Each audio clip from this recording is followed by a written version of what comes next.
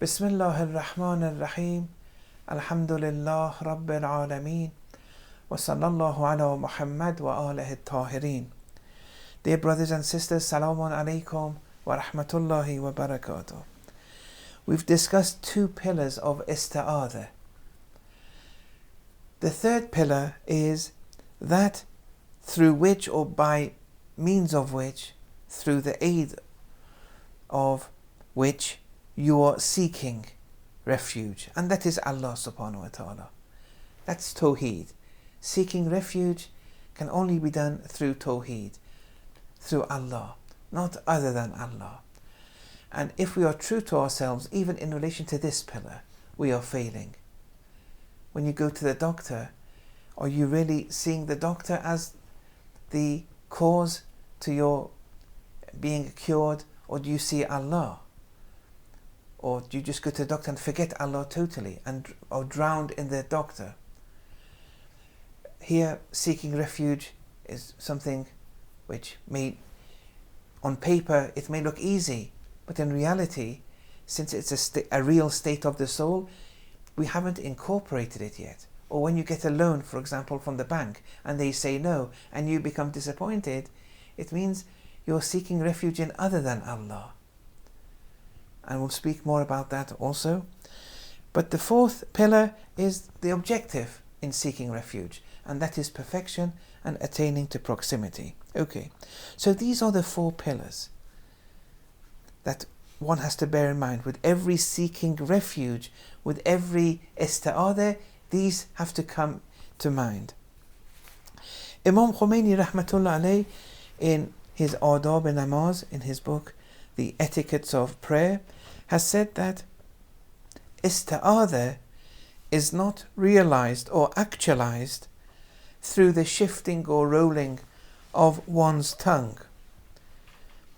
a spiritless outer form, or a hereafterless dunya. As is evident, such phenomena pertain to those who have claimed isti'adah for 40, 50 years, but have yet to be saved from the vice of such a misguider, shaitan. Moreover, in the domains of ethics and actions, and even in the heart's doctrine, such people are following shaitan.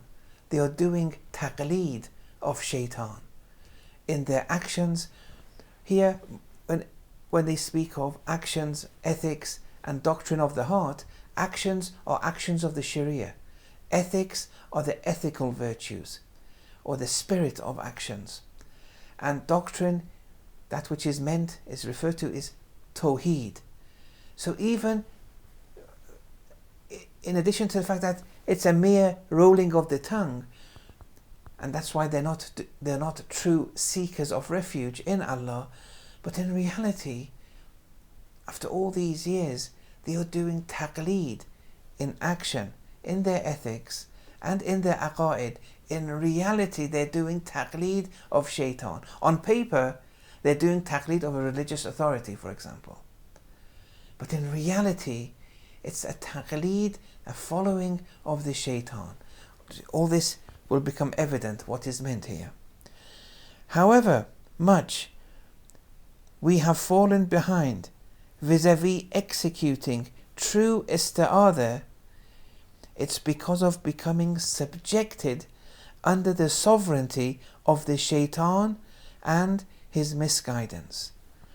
So the more we are under the sovereignty of the shaitan, the more we are misguided, and the lesser we will succeed in attaining to isti'adah. And here we now enter a new realm of discussions now, because we have to open up, what does this mean? Satanic sovereignty in us? Why can't divine sovereignty rule over us? What's happening that made us fail in relation to isti'adah? And the result being that that which is happening within is satanic sovereignty. this truly is a very difficult threat to encounter. And God forbid, for 40 or 50 years, all this time we've been under satanic sovereignty, even though we've done all the wajibat and we've refrained from the muharramat for most of our lives. But we've been under satanic sovereignty. What is at stake here? These things have to be opened up. And the protocol is given in this dua number 8, supplication number 8. It's just that I have to go through the preliminary points here for us to truly understand the importance of the dua given. Now, before we go through the actual dua and the protocols given there are two important etiquettes of isti'adha which have to be borne in mind. One is that of khulus, that sincerity, dedicating sincerely for Allah. Now, dedicating what? It may be one's actions, it may be one's self, but you're dedicating it for Allah's sake. And here, why is this important? In one verse in the Holy Quran, Iblis says, فَبِإِزَّتِكَ, O Allah, by your honor, by your impenetrability. Izzah is something which is impenetrable. By your Izzah, لَأُغْوِيَنَّهُمْ أَجْمَعِينَ, I shall most definitively misguide your servants, all of them. إِلَّا إِبَادَكَ مِنْهُمُ الْمُخْلَصِينَ, save those servants of yours that are amongst the mukhlasun. Now, being mukhlas is the key to be free from any attack from shaitan, to be free from satanic penetrations or influences, to not be susceptible to satanic temptations. You have to be mukhlas. Now, mukhlas is being sincere for Allah's sake, but it's of a different nature to being mukhlis. Mukhlis is also one who is sincere for Allah's sake, but with mukhlis, you're dedicating your actions to Allah. But that's not enough. You have to dedicate yourself. The self, the ego, the self has to be made sincere. This is much more than the actions. Once the self becomes sincere, all that emanates from the self, actions-wise, that will by default be sincere. So even when you're a mukhlis, which is a present participle, one who is or active participle, one who is dedicating one's actions for Allah, that's not enough. It's very good, but it's not enough. You're still prone to satanic attacks. But when the self becomes slaughtered and it becomes totally dedicated for Allah's sake, that's a new phase. And here the verse says only those who are mukhlas are free from satanic influences. And that's why one of the criteria of an Islamic leadership has to be, they have to be mukhlas. And if you look at the successors of the Holy Prophet, they were all mukhlas. And that's how you can discern who is a successor of the Holy Prophet and who isn't. And so here, yes, it's important that during the beginning of your journey, you dedicate your actions for Allah's sake. But as you progress, you're eliminating the ego more and more because you're dedicating to Allah more and more with sincerity. And then eventually the heart will be made sincere. And that's something which Allah can do, because you can't kill your ego. We have a self-love towards our ego. But Allah will slaughter the ego when we have maximized our ikhlas of a mukhlis degree. Then the next step is Allah will come and slaughter the ego. And when the heart becomes sincere, all our actions become sincere now. And here, this is an example of divine sovereignty ruling within you. But more has to be said in relation to that. and we'll discuss that inshallah in the next session. The next etiquette is that of Iman. This is also a very important etiquette in relation to isti'aذah. So the first was khulus, the second is Iman. And Iman, again, is referring to you, in order for your seeking refuge in Allah to be true, you have to believe in La ilaha illallah. I.e., it shouldn't just be a verbal regurgitation. One's La ilaha illallah has to enter one's heart.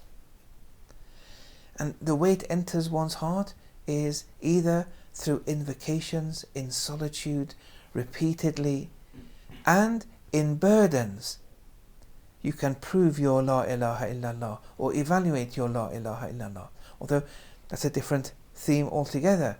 But the point is that your belief in La ilaha illallah, your belief in La mu'athira fil wujud illallah, your belief that all actions emanate from Allah, no one is independent in actions save Allah, all actions are attributed to Him. No one is independent themselves, and everything is traced back to Him. Whatever happens, it's through Him. La hawla wa la quwwata illa billah. This has to enter one's heart. As I said in the previous lecture, why do you become disappointed when the bank manager refuses to help you? It's because you trace this giving back to the bank manager, and your heart, maybe not academically, but your heart assigns independence to the bank manager or independence to the doctor. Even though academically you know only Allah is the original independent being. But you assign independence to the doctor, to the grocer, and so on and so forth. And here, in reality, your heart is polluted. It's contaminated. Rather, it becomes purified when La ilaha illallah, and the fact that it's all Allah, huwa al-awwalu wal-akhiru wal-dhahiru wal-batin, it's Him. That has to enter your heart. Like that, you can persevere burdens.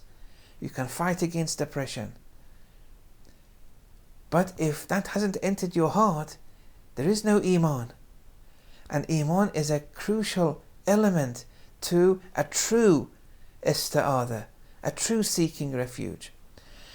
And we have to try to seek refuge in Allah, and if La ilaha illallah doesn't enter our hearts, in reality what you're doing day after day, even though on the outside you look like an abider of the Sharia, but in reality you're seeking refuge in shaitan.